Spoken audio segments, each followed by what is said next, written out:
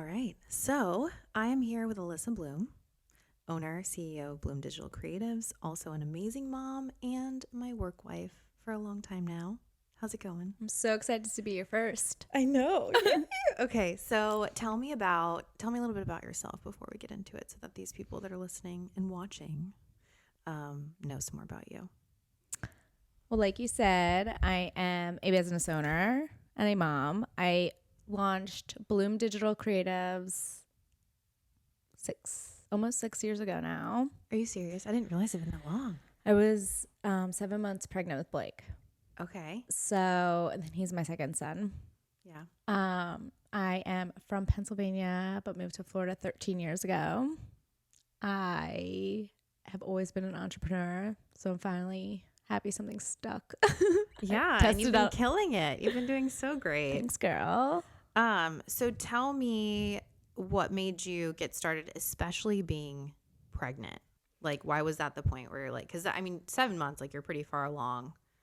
Like, what was it that you're like, okay, I'm finally going to start my business? Yeah, so I was a pre-K teacher at the time.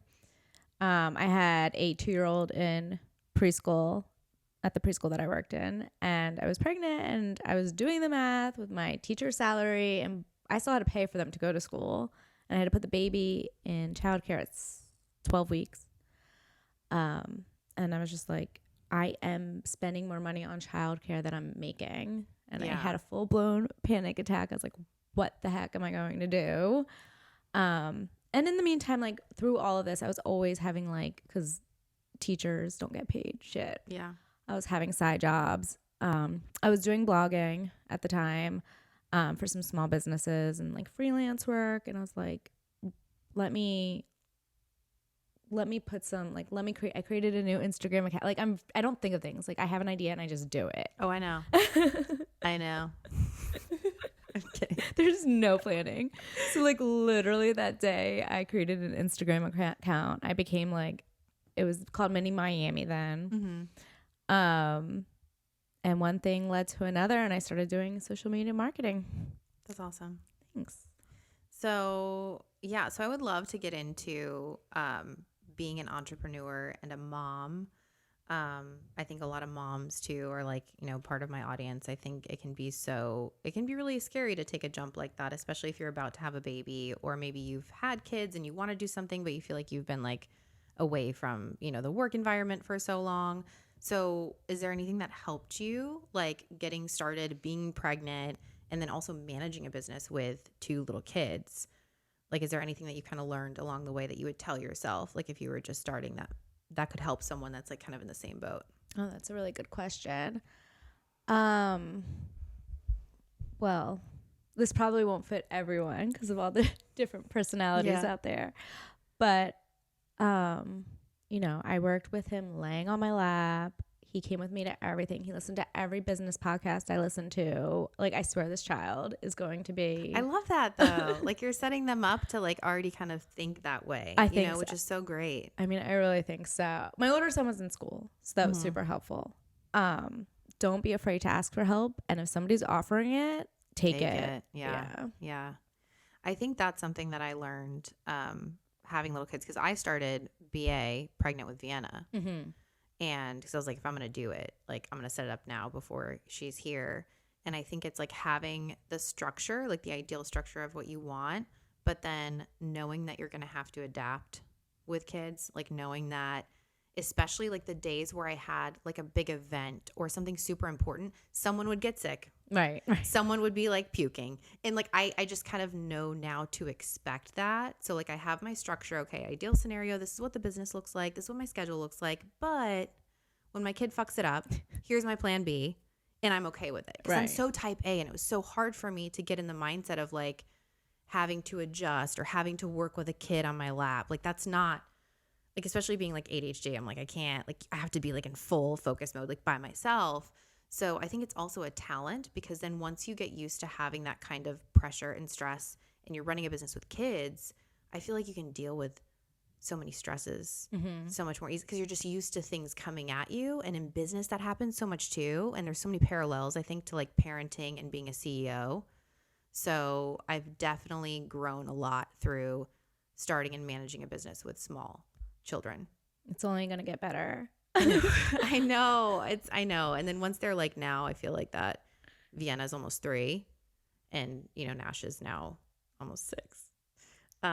They're more independent. And then it's like, okay, even if I have them with me, they can like watch a movie or kind of do something to themselves versus before it's like constant, you know. Right. I've been waiting. So Blake's starting elementary school in the fall, and I've been waiting for this moment since he was born, because I was like, that's when everything's going to change. Yeah. And I'm like, it's here, like it's coming up. So I'm very And then excited. it's like, and then it's so much easier because you've dealt with it when it's been like so hard. Mm-hmm. So I'm excited for you too. Thanks. But so what else do you think? And again, like wine about business. So I want to talk about like obstacles. What are some things, or maybe even recently, that you've gotten through as a business owner, or maybe just challenges of like, these are things that are going to happen in business that you can't let deter you? So, of course, there's an obstacle every day. Yeah. Well, I'm currently going through the process of hiring. So, Okay. talking about that. Let's talk about hiring. I think that's a really good topic too, because I feel so many people are like, I want to have a team. Like, I want to manage people. Like, I can't wait to like tell people what to do. And then they get into the realm of it and they have to manage someone. And it's like, this is not like, it's not as glamorous as you think it's going to be. Especially dealing with different personalities, especially dealing with younger people. That's the challenge. So tell me your experience thus far and what you've learned through the whole process and like having a team. So I was always super excited when the time came to hire. I was like exactly what you said. I'm like, I can't wait to have a team and show off my leadership skills and do fun things with them. Nobody lives near me. Like, first of all, fun virtual things. Yeah. So I don't know what happened, how people can just not work anymore. But hiring was really challenging, especially after COVID. Mm-hmm. People got that $300 and they were set for life somehow. Yeah. The mindset has just changed. So it's getting better now, I think. But it's really hard to find for social media and digital marketing. Mm-hmm. It's typically, I would say, like 35 years and younger, because people older haven't had they don't social understand media. It. Yeah.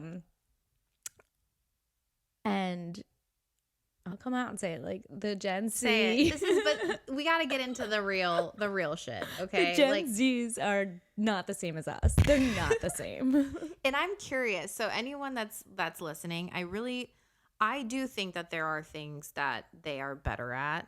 Mm-hmm. But as a business owner as well, I do think that the workforce, it's gotten very hard to find good people. Mm-hmm. And it's gotten very hard to find young people that have the same work ethic. And I think some younger people come in already entitled and like expecting, you know, this high pay or whatever, and they want to do kind of the minimal amount of work. Mm-hmm. So I personally have seen it a lot with even just interviewing, you know, younger people, or they'll like ghost you for an interview, or they just decide they do the silent quitting, right, which I've heard of. Like even friends have experienced that. Like they'll just not tell you that they quit. They just won't show up. Stop working. They just stop working. Luckily that hasn't really happened to me yet, but I wouldn't be surprised. So what have you learned? Like, are there any red flags when you're interviewing, or like something that you've seen as a common thing to like, okay, don't hire someone when you see this? Or if you're interviewing somebody, is there something that you ask them that like helps you more now that you've kind of learned? Oh, I wish I had my notes because I do have questions. Yeah. So luckily, I mean, good and bad that I've done this so many times that now I can look for things. A huge red flag for me is while I love to see like somebody being bold and asking questions, certain questions trigger me. Like what? Like instead of asking, so I want them to ask questions, but like instead of asking about like the job and growth, it's more like about themselves and their pay and how fast can I move up. I'm like, well, you gotta prove it, girlfriend. Like and I think that's the thing that they don't want to do is like, prove the work ethic. Mm-hmm. And but it's also like, I understand at the same time that they're kind of set up to fail, like with the economy right now. And it's like, no one can afford housing. It's hard to like the pay structure has changed, right? Like a 6-figure is not what it was before. Right. So I understand the hesitancy, and like I never would expect someone to like slave away for free. I think that was an expectation of millennials. Like I remember at a job, I was in logistics. It was a terrible job. And it was like they treated millennials badly because they thought the same of us. Like the older crowd thought the same thing of millennials, that they didn't want to work. So then in turn, you're kind of like free labor. So like I would have to come in extra early and prove myself to an extreme that is not okay, that I would never expect from someone else. But I think expecting the bare minimum, like show up when you say you're going to show up, like commit to something, like I think that's even kind of becoming like a stretch now. It is. But no, I think with hiring, something that I've learned is you can teach the things. Like I think with social media, you want to at least have some kind of baseline. Like you need to be able to work Canva and like design something. Like you need to have some kind of experience. Like you can't start from like complete ground zero. But something that I've learned is I try to be a lot more intuitive with how I feel that they are as a culture fit than the actual knowledge. Like to me, the way that I feel when we're in the interview and like your personality and how you respond to questions, I think I've learned has worked out better for me than when I see a great resume and I'm like, they have all this experience, they check off all the boxes, they have this degree. I've realized that in the end of the day, like you can't teach integrity. You can't teach people to get along with other people, or to have values and to be like those things are just, I feel like, so hard to find. So I would rather train someone in the things that they need to learn and kind of start more from scratch than have someone that knows everything and they like nobody likes them and they're just like an asshole. That's so true. One of the questions I ask is, you are a contractor, you work on your, you don't have to work 9 to 5, but you just need to get the work done by the deadline. So if you get sick or you need a mental health day or you break up with your boyfriend, yes, that did happen. How are you going to make sure that you get your work done? And while, they can answer bullshit, like answer the way that they answer it and like their facial expressions. Like, that's a good question. Like if something happens, because I do think that mental health, while it is important, tends to consume everything now, where it's like you do have to learn to still work when something happens because that's life. You're never going to avoid any kind of drama. Like, again, those adapting to like the random things that'll pop up, or your kid is sick, or, your boyfriend dumped you, or you have to move. Like it's not justified for you to let go of everything because of that. Like you still have your responsibilities. And I think I love that we've put more of an emphasis on mental health and the importance of mental health. So like for me with my team, it's like, if you get your work done, you're a great worker, and I can usually rely on you, and you have something happen, like, typically I think like once a year something's going to happen where you need to take some time away, or maybe you're just burnt out. For me, I'm like, take your time. I got you covered. Like it'll even be paid. Take a week, whatever you need. Something's happening. But I think some people take advantage of that, where everything kind of becomes a mental health issue and they can't perform. Woe is me. Exactly. Sorry.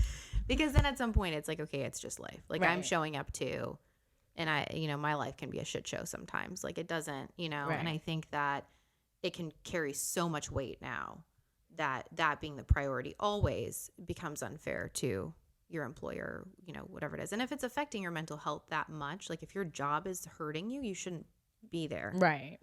So it's not the right fit. Exactly. And I'll tell them that too. I'm like, I don't want you to feel that way. Like if you're feeling burnout or like you're feeling like this isn't a fit, like I will support you going somewhere else. I will write you a glowing recommendation. That's fine.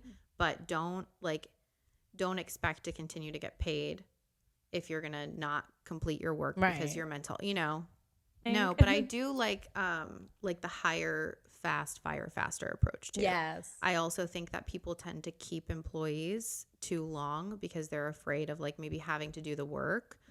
And then in turn, they like allow these employees to affect the culture of the company. And someone who is an underperformer, especially when you're in an office and you're in person, you're around other people, actually will bring other people's performance down significantly just because they're sitting around someone who like doesn't care. Right. So you could be doing a lot more damage keeping someone that deep down you already know like, hey, they're not like a long-term fit for this, but I'm gonna like kind of put it off and wait and maybe like find somebody else. It's so much better in the long run for you to just let them go and have to deal with it than let them do that kind of damage on the team. Totally.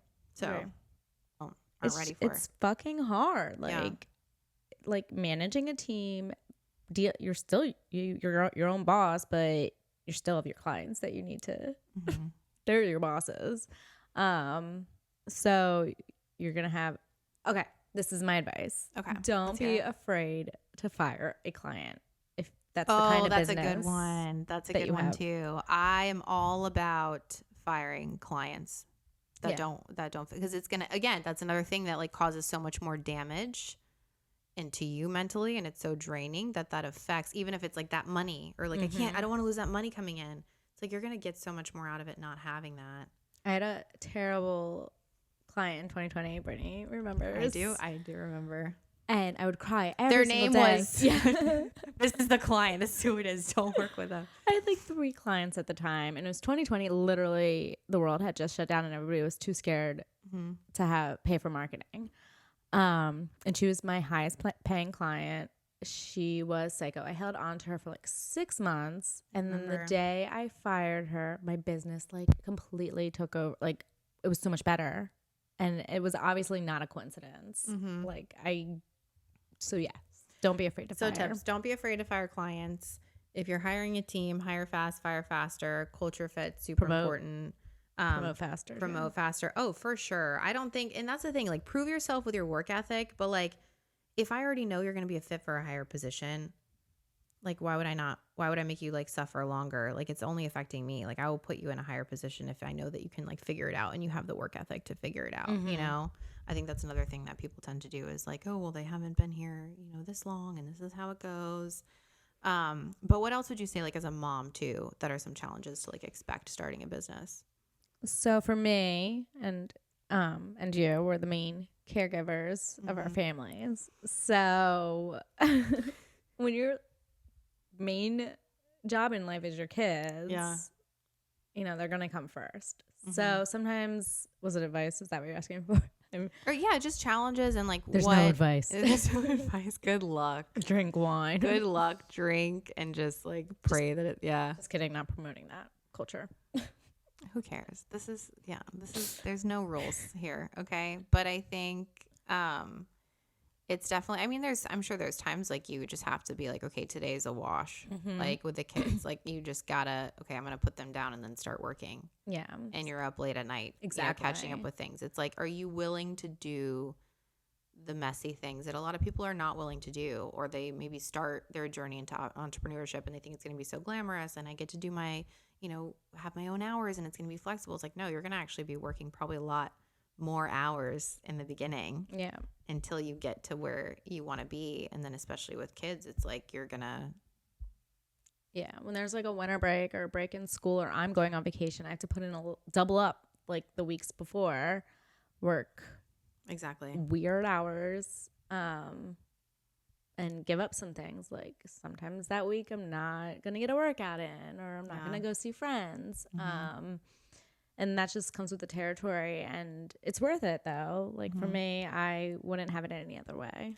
So what are your plans now? Like, is there anything that you want to do differently? And like now that you were talking about hiring, like what do you see? What is your vision for Bloom in like the next year? Like where would you like to be a year from now? Yeah. So I'm putting it out there in the world. So now I have to do it. We're manifesting this.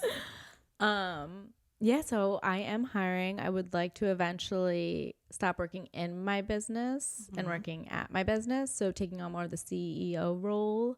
So right now I still manage a lot of my clients' accounts and then manage my team as well. I'd like to be able to step back. Yeah. Step back. I still want to help with the strategy and guide my team. But it's exhausting. I'm getting in while I'm working in my business. I'm still having to do the CEO stuff. My inbox is like I don't know if anybody, I know you're not like this, but like I hate having notifications and like emails. See, I was like that until I got into roofing, and we all get like 5,000 emails a day. Gosh. So I had to kind of give that up. Yeah. Because if I was just trying to keep up with it, I would just end up just like just freaking jumping off a cliff. So I get that. But tell me, so obviously you want to hire a team, you want to have that structure. And then what do you see for like how you want to grow the business once you're able to kind of step back and be a CEO? Yeah, like I would love to have teams, so different levels, like an account executive and like a sub team. So if anyone is looking, Elyssa is hiring and she's awesome to work with. So a little shout out there. Thanks. And I would love to have, grow the business, keep taking on clients and, but which I want to be different than the rest is that I want to have a piece in every single client. I want to help with the strategy until I can hire somebody that I completely like trust. Like, I mean, obviously I'm the best, so it's at my level of social media. So in terms of like how you're planning out the content, like the vision for the brand, whatever it is, like you just want to have kind of your own method. Yeah, exactly. That's awesome. Guidance and then the other digital marketing stuff. I have an amazing team that can handle like the web and the SEO, so I can be hands off for that. So what do you think is like personality wise? Do you think also you being an Enneagram 3, I want to talk about that too because I've gotten her into the Enneagram and I'm an 8 and 8s and 3s work really well together. I'm an 8, she's a 3. 3s are very like they have the best work ethic. They're like the overachievers. So what are some challenges that you faced being like a 3 and especially like, it's your business. So like obviously you want to control it. You want it to be perfect. So is there anything that you've done to like help work on, okay, like everything can't be my way, especially if I want to grow, like I have to like adjust to other people handling things. Yeah. What has helped you with that, especially like being that personality where like you want everything, a specific way and you want it to be perfect and you work really fucking hard at it? So in the 6 years, I've gone from having a team of like 3 to 20, That's back crazy. down to like 10. So I've tried all the things. And I had a very hard time giving people clients. Like you fully I can't imagine taking it on. But I had to, and I was like, oh, this is actually working out. Yeah. Like you can do it. But I'm an Enneagram 3, but I'm a mix of type A and type B. Okay. Explain. What do you mean? So like I do want things to be perfect. I'm super organized. I have everything in my calendar. But I'm type B when like a lot of things I'm like, well, let's just go with the flow. Like we can't plan for this. So like, and I'm very okay with doing a lot of like lay back and like, let's just see what happens. I think that makes you a good manager too. Like I feel like you're very understanding. And I think too, being a parent helps with that. Right. Yeah. And like being a parent helps manage people because you can't control everything. Right. You know that something's going to go to shit. You're handling different, personalities the same way as with children.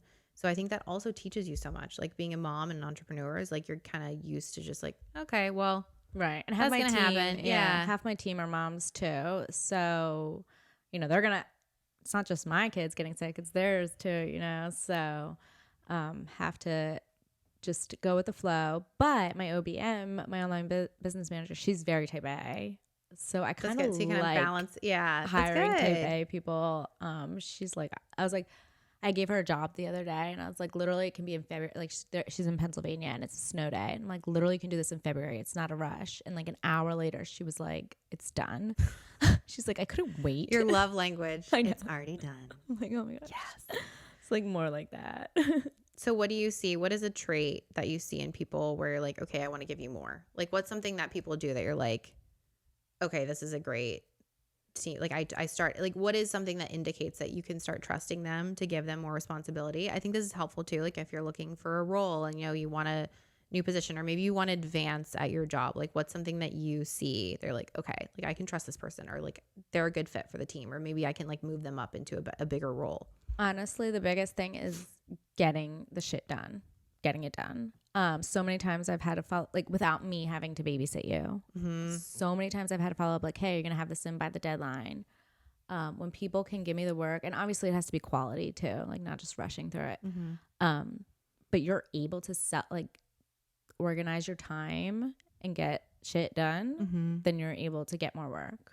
And I think too, for me, it's so valuable, which is like kind of crazy. It's kind of like, in a way, it's like sad because like the standard has dropped, right? Like now it's like if you just do what you have to do, that's like, oh my God, this person's amazing. Like they're actually doing what their role is. But for me, it's if I ask you to do something and it's done and I don't have to ask again. Like you'd be surprised how many times I have to be like, hey, can we get this done? Hey, like you said, follow up. If I ask once and you just write it down and you do it and then it's done and then you come to me when it's done instead of maybe waiting for me to ask again or give more guidance. I think something too that's lacking is we have the most online resources. Like Google is incredible. YouTube, incredible. You can learn literally everything online if you want to. And there's that lack of initiative to go, like, if you have a question, like dig deeper, research it, find out why. I'm all about asking me questions if you need more clarity, but if it's something that you can literally type in and find out, come on. Like you said, that is so true. That is so true. If you can just You're Google taking it, my time, like, Google it. Come on, like that, and that is an expectation of the role, and that those are the people that I'm going to promote, or the people that go a little bit beyond. And I'm not saying kill yourself over it. I'm not saying work 100 hours a week and like lose yourself and have no life. I'm saying go one step further, right? Like you did it and you researched it. You did it and you found another way. I think something that millennials are so good at is boomers don't want to be challenged. Boomers are like, my way is the right way. You're going to do it this way or you're going to get fired. Right. Like they're just like, I don't give a fuck. But millennials, they like to be challenged. They like to be like, give me a better idea. Tell me how I can do this better. You're more objective. You're new, right? Like you have a better view of it. And that's why I love consulting. Or like even in like the roofing, like I like being able to step back because when you're so in the day to day, you can't be a true CEO. It's literally impossible. Right. You cannot see things from a CEO perspective. You're looking as like a day to day. You're too in the weeds. There's no way that you can step back. It's impossible. So I love when someone comes to me that's newer and is like, hey, I heard about this or like this software. Like, what if we did this and this and that? And even if it doesn't, even if it's not something that would work or like maybe I tried it, I want to look into it because that gives me a different perspective. And I think when people challenge me or the way things have been done and they're like, well, what if we do, how can we make it better? It's like nearly impossible to find someone like that. Yeah. I love employees that come to me and they say, hey, I've noticed this gap without me triggering it. Like I see that there's a gap here and here's how I think we can fix it. Oh my God, my love language. I'm like, I love you. This is amazing. That's great. Yeah. And I think that's so valuable is having that forward thinking. Yeah. Where it's like just doing it, just the day to day, and then like clocking out. That's not enough, right? How are you improving? Right. And having metrics on improvement. What are you bringing to the table? What are you bringing to the table? How are we going to make this better? If this is taking you 2 hours and you're like, I can find a way to make this take half the time and automate this, better. Right. Why wouldn't you? But I love how things are evolving. And I do think that, so to say something positive with Gen Z, I do think that they are more about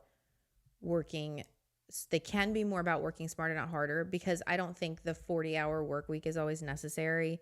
And I also, like, if you can get your stuff done and, like, you want to leave early, like, I don't care. Right. No, and I think that's something, too, that the boomer Gen X, mentality is, like, you got to work your 8-hour day. Yeah. Or if you're not working 10 hours, I'm sure you've been in the same position where you're, like, literally sitting at a desk with nothing to do, but you have to be clocked in. But you have to be there. And then, like, the 1-hour lunch break bullshit. Like, I remember at my corporate job, which sucked, by the way. You got to be there 8 to 5 and you have your 1 hour. What can you do in an hour? Right. Nothing. Yeah. When am I going to leave and go get something done? It's too much time to do nothing, but then it's not enough time to do something. And then you're just stuck. And then I would just like eat a salad at my desk and cry, but hey, you got to wear jeans on Friday and they had an espresso machine. That's cool. Oh, man. So it just doesn't make sense to me. I remember too, the story talking about like working smarter, not harder at the corporate job, which I'm not going to like blast them, but It's a really big IT company in Fort Myers. I remember we had this blitz, and I still tell the story because I think it's so funny. And it was a blitz where you had to call as many clients and get as many meetings as possible. So you're just like dialing all day. Like you have your list of your leads and you have to dial, and try to get a meeting with these top C-level executives, right? And the whole goal is whoever gets the most meetings in this day wins an Amazon gift card. A $50 Amazon gift card. I can retire, right? Like $50 to Amazon. Oh my God. And you'd get so excited about it because it's like such a big deal. Like you're fucking poor and you're starting your career. You're like $50 at Amazon. So I was like so excited. And I went through my list and I was so strategic and I took my time to plan. I got 11 meetings. Is that good? Oh yeah. Oh. It was like 3 times what the next person got. Oh. Because I didn't just dial, but like people would literally have a secret. People would have a list of numbers that they knew wouldn't answer just to count as a dial because they would check the phone records and see how many calls you made. So people would have a list of just like numbers that they could call just to have a call on the record.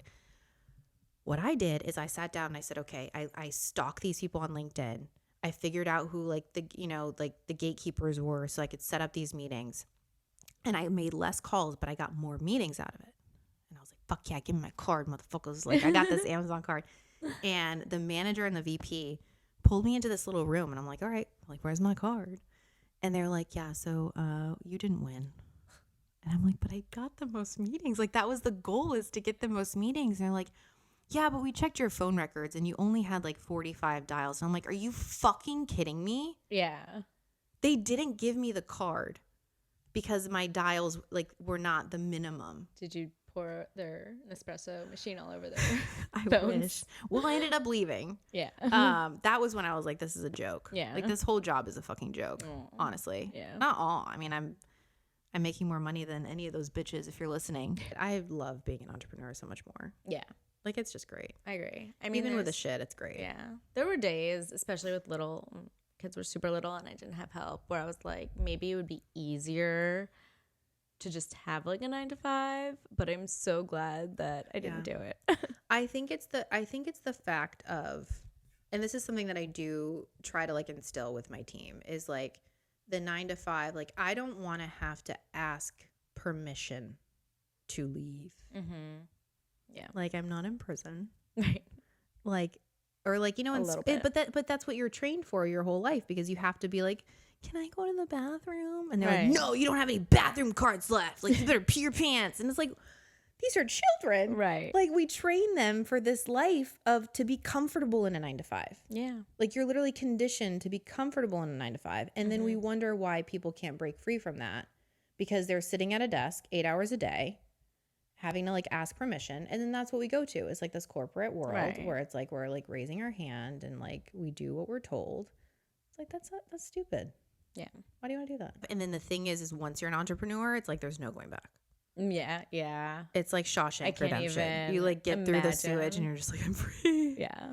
And I think no matter what, like I will choose the suffering of entrepreneurship over the suffering of answering to somebody else. And I think that's what it is. And the thing is, like, with my team, I don't ever want it to feel like they're answering to me, because my goal is like, I want to make you successful too. Mm-hmm. And like either you're working with me or like we're building you up so that you can do whatever the hell you want to do, right, and make money and achieve your goals. Mm-hmm. And that's huge too, is like the personal goals. And I think it's so important to go over that with your team, because if you're not fulfilling your own personal needs, how am I going to expect you to do what's needed for me, right, for the company? Yeah. If you're not happy, if you're not pouring into yourself, if you're not doing things that bring you joy, if you're not hitting the goals that you want for yourself financially or fitness wise or whatever it is, then how can I expect you to give a shit, right, about my goals for my business? You know?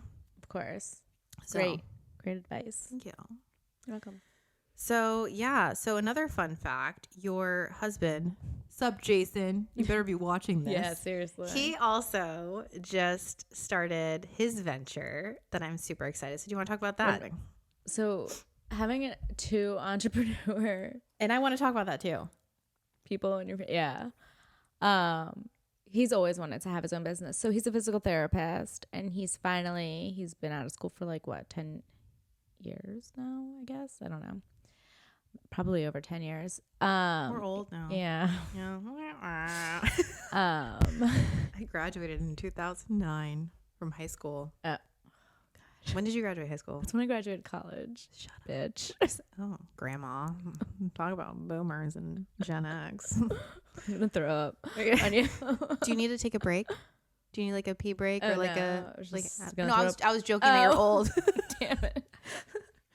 This is awkward. Do you need help getting out of your chair after this? Maybe. Okay. So, anyways. Anyway, but I'm excited. So he's gonna open his own clinic here in Fort Myers in Estero. I'm nervous because having two like not steady incomes, but in the end it'll be. Oh it'll yeah, be good. and he's been wanting this for so long. He's got a marketing team. Yeah, he's got a automatic marketing team. No pressure or anything. And do you know what his Enneagram is? He's a 7, but I want him to redo it. It was a long time ago he took it. I don't think he's a 7. No, yeah. Like no offense, but 7s are like super, like they love people. Oh God, no, he's not 7. Like that's one thing that we bond on. 8? He's not an 8. Okay, I'm gonna guess what it is. All right.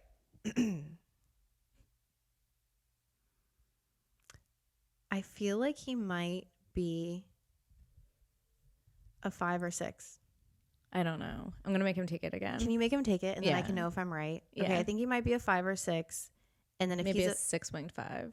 if he's a 5, yeah, or he's a 5-wing 4, Oh, potentially. Okay, Jason, what are you? Let's find out. I kind of remember him having 2 on the opposite sides, but 2 that were like close. Like for me, when I took the test, I was very much a 3. Oh yeah, I could tell. You could be like walking like 5 miles. That bitch is a 3. Like it wasn't. But sometimes people can have like 2 that are like. No, they can't. It's only 1. No. But like on the circle, like they do like raise, and they're like.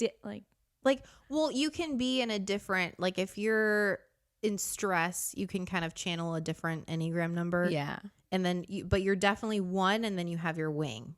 Right. But like sometimes there could be another number that's like. No, that's wrong. That's wrong. Don't listen to her. Okay. So Brittany introduced me to Enneagrams. I did. And I have had some of my team take the test. Not I should make everyone. This was a while ago again. And so like my OBM, I had her take the test, and whatever number she was, it helped me like her, like how she wants to be rewarded. And I started doing those things, and I was like, oh my gosh, this is great. Like she's responding more to these rewards, and like, yeah, it's like not how I would be rewarded. So I didn't think about it, but it helped me. That's so, and I love that you mentioned that, because to me, it was so eye-opening to see the different Enneagram thresholds. Like my husband's a 3 too. So like I'll know, okay, well they're both 3s. Like if you do something, I'll be like, well, she's a 3, so that makes sense, you know? Or like they're more like achievement motivated versus like, or like things that are important to you, like knowing your threshold for those things are equal to this being important to me. You know, like when you compare, okay, Elyssa sees this the same way that an 8 sees this. Okay, so that makes sense. Right. Instead of me being like, why are you so upset about this? Or like, why do you care about this so much? I'm like, okay, well, because she sees this the way that I see this. Or like for me is like all about like loyalty and justice. And like I see little things as like betrayal, you know, versus for you, it's like people like productivity is important, and like your efficiency, and like, you know, like things like, you know what I mean? Yeah. It's so crazy. It's just so interesting. Helpful. Yeah. Everybody take it. Everyone take the test. Yeah. I need to make the rest of my team take it. Can you put the link in your Okay. notes? Yeah. And I have a discount code. Just kidding. Ooh, I don't. It's free. But I like the paid one is like $12. It's like, I don't think I ever did that one. I'll send you the link. Is it better? But you already know though. Can you tell? Yeah, I know. I'm not doing I paid $12 to know that what we already know. Can you tell me what a 5 is? Curious now. So the 5 is more overly analytical. And so basically from what I know is like they tend to be like, they decompress like by themselves. Like if they're super stressed, they'll like get more reserved. And they like to like overanalyze. They're very like logical thinkers, and they want to like understand everything very logically and fully before like doing something. And so we can get more in depth. I'm like, I'm not certified yet, but like my brother is a 5 and my dad is a 5. So that's how I know that. And then I have a brother who's a 4, and 4s are very like intro, like they feel things very deeply. They're like the more emotional Enneagram. They tend to be like the tortured artist. And then obviously you're a 3. 2s are the compassionate, caring empaths. So like I'm Megan's a a 2. Yeah, I can see that sometimes, but sometimes you're a dick. You're not that compassionate. I'm just kidding. No, you are very caring. You just like hide it sometimes. But I know that you care about me. Just like, I know how much you love me. Like when you yell at me that my Christmas tree is still up. I'm like, I didn't yell at her. That's her showing me love. That was the first thing you said when you walked in. You're like, your Christmas tree is up. Like, well, it was even worse than that. Yeah. Rude. And then I was like, get the fuck out of my house. She did. I opened the door. She judges me. I'm like, get right back out. But then I gave your daughter a hug. So yeah, but I could tell she didn't like it. She didn't. Weird. She felt like she had to. I asked. Yeah, but I'm just kidding. My kids love you. I like that our kids. I mean, I hope your kids like me too. They do. I love your kids. They're so cute. They do. So yeah. So tell me. So have you found anything like working, like being an entrepreneur with your husband? Like, have you like discovered anything about yourselves, or like, do you have any boundaries with it? Of like, yeah. So we haven't gotten there yet because he hasn't. Well, you might want to start. Can you interview me again? And can I be on your podcast twice? Yes. Okay. Well, duh. You're probably not. Yeah. Maybe we're gonna touch base. Yes. Ooh. Okay. So, but I mean, I think it's good to like establish some boundaries, especially like if you're helping with marketing and like you're working together. Trust me, I know, because I worked with my husband for I did tell a him long time, and I wanted to kill him. Yeah. Well, so I told him, I was like, because he's tried other business ventures in the past where I've managed his social media, and he'll go and post weird like birds and stuff. And what do you mean birds? Like, what the fuck? Picture of garbage. He relates it back to health, but it's literally once he posted like a picture of garbage. I was like, please. So I told him this time. Was he like? What was it? Was it like your health is garbage? It's like recycling or something. Like, this is so bad for the planet. Jason, you're getting called out right now. The chances of him listening for this long. He better listen for the whole time. You can up the speed on Spotify. Come on. Like, support your wife and your wife's bestie. And your wife's wife. And your wife's wife, yeah. So you just want to have like, you have standards for that. I was like, I was like, my brand, my business is being now like associated with yours, because we'll say like, obviously people will know that I'm doing his marketing. Yeah. So it can't be shit. It has to be good. Second of all, like, you need to trust me, and I know a lot more. You stay in your lane. I'm not going to do That's so important. Physical therapy on somebody. That's so important. I'm going to stay in my lane. I'm going to do the marketing. And I told him, you may not touch your Instagram. I said, you can post on stories, and that is it. Because you can only touch your clients. This is a legit business now. This is touch your clients. Stay away from your phone. So that's where we're starting. That's so good. Far. And that's something that took a long time for me and my husband to realize, is like, this is what I'm good at. Mm-hmm. So let me fucking do it. Right. Because I'm better than you at this, but you're better than me at this and this and this. So enjoy. Have it. I don't want that anyways. I'm probably better at physical therapy than he is, though. You want to try it out? Should we do it? It's video. You could give me like a stretch me real quick. Go like this. That might get some more views. Sorry. Do it with your feet out. I said if our feet are exposed. I got some old socks on. There you go. Okay. That just got us like 100 subscribers right there. That little second of your feet. Thank you. But no, I think there's so many things to learn, and I'm excited. I do want to have you back because I think it's good to have like that casual entrepreneur chat and what's going on, and we'll stay updated. So yeah, anything else you want to add? No. This is fun. Thanks. Thanks so much for having me. Thanks for being here. This is great. To pop your cherry. I know. So fun. So guys, stay tuned. I will be sharing Elyssa's social media info so you can follow her and reach out to her if you need any social media help. And we will definitely be seeing her back on Wine About Business. I love you. Thanks for being my work wife. You're awesome. And this was so great. You're welcome. Thanks so much. Thank you. Bye guys. Bye.